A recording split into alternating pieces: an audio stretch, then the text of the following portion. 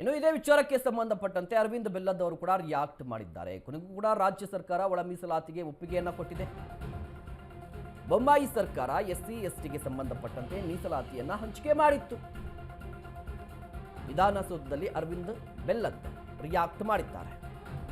ಕೊನೆಗೂ ರಾಜ್ಯ ಸರ್ಕಾರ ಒಳ ಮೀಸಲಾತಿಗೆ ಒಪ್ಪಿದೆ. ನೋಡಿ, ಈ ಹಿಂದೆ ಬೊಮ್ಮಾಯಿ ಸರ್ಕಾರ ಎಸ್ಸಿ ಎಸ್ಟಿ ಮೀಸಲಾತಿ ಏರಿಕೆ ಮಾಡಿತ್ತು. ಆ ವೇಳೆ ಸಿದ್ದರಾಮಯ್ಯ ಸುಳ್ಳನ್ನ ಹೇಳಿ ಊರೂರು ಕೂಡ ತಿರುಗಾಡಿದ್ರು. ಈಗ ಬಿಜೆಪಿ ಮೀಸಲಾತಿ ನೀಡಿಲ್ಲ ಅಂತ ಹಸಿ ಸುಳ್ಳನ್ನ ಹೇಳಿದ್ರು. ಸುಪ್ರೀಂ ಕೋರ್ಟ್ ಆದೇಶದಲ್ಲಿ ಹಿಂದುಳಿದವರ ಬಗ್ಗೆ ಕಾಳಜಿ ವಹಿಸಲಿ. ಸಿದ್ದರಾಮಯ್ಯ ಸರ್ಕಾರ ತೇಪೆ ಹಚ್ಚುವ ಕೆಲಸ ಮಾಡಿದೆ.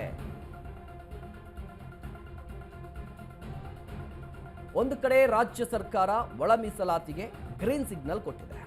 ಇದೇ ವಿಚಾರಕ್ಕೆ ಸಂಬಂಧಪಟ್ಟಂತೆ ವಿಧಾನಸೌಧದಲ್ಲಿ ಅರವಿಂದ್ ಬೆಲ್ಲದ್ ಅವರು ಕೂಡ ರಿಯಾಕ್ಟ್ ಮಾಡಿದ್ದಾರೆ. ನೋಡಿ, ಕೊಡಿಸುವಂತ ಏನೊಂದು ಅವಕಾಶ ಇರುವಂತ ಚಿಕ್ಕ ಚಿಕ್ಕ ಜಾತಿಗಳಿದಾವ, ಎಲ್ಲ ವರದಿಯಲ್ಲಿ ಬಂದಿದ್ದಾವ.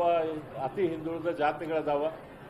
ಅವಕ್ಕೂ ನ್ಯಾಯ ಕೊಡುವಂತ ವಿಷಯ ಮಾಡದೆ ಒಂದು ರಾಜಕೀಯ ನಿರ್ಧಾರವನ್ನ ಸಿದ್ದರಾಮಯ್ಯನವರು ತೆಗೆದುಕೊಂಡಿದ್ದಾರೆ.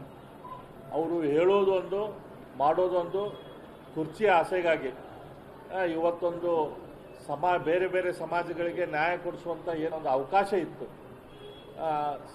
ಸಮಾಜದಲ್ಲಿ ಹಿಂದುಳಿದಿರುವಂಥ, ಅತ್ಯಂತ ಹಿಂದುಳಿದಿರುವಂಥ ಚಿಕ್ಕ ಚಿಕ್ಕ ಜಾತಿಗಳಿದಾವ, ಎಲ್ಲ ವರದಿಯಲ್ಲಿ ಬಂದಿದ್ದಾವ.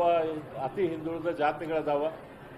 ಅವಕ್ಕೂ ನ್ಯಾಯ ಕೊಡುವಂಥ ವಿಷಯ ಮಾಡದೆ ಒಂದು ರಾಜಕೀಯ ನಿರ್ಧಾರ